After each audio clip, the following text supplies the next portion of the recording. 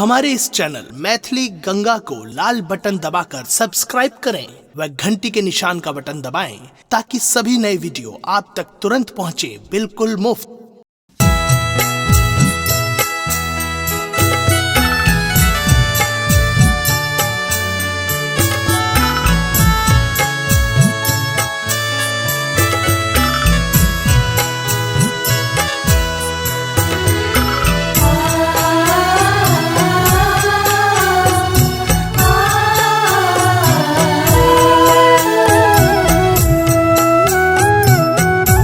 आप सुन रहे हैं गंगा कैसेट की प्रस्तुति। राजा जनक ऋषि प्रसन्न एक ठानल, क्यों गोटे तोरा धनु सहे, क्यों गोटे तोरा धनु सहे।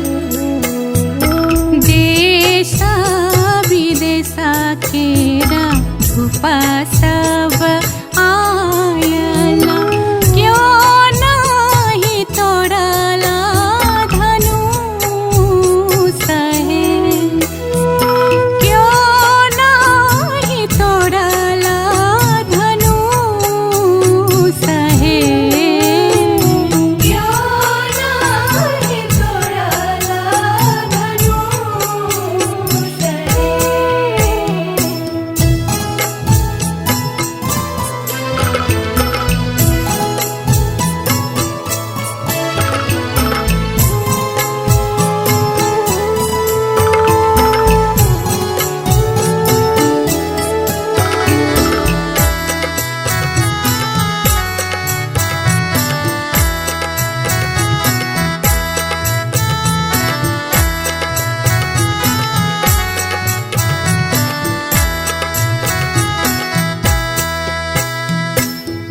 विश्वामित्र ऋषि संगे आयल रे दुई बालक, एक श्यामला एक गोर है, एक श्यामला एक गोर है।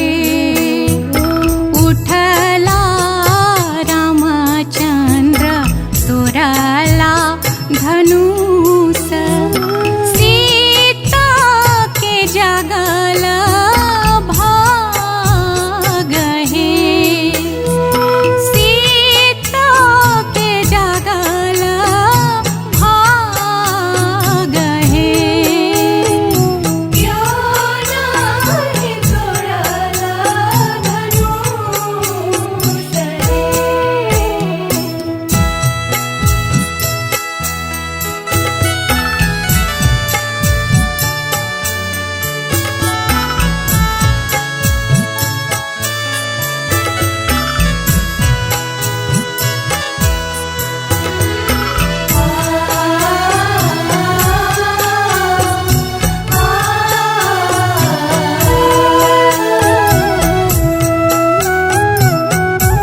आप सुन रहे हैं गंगा कैसेट की प्रस्तुति।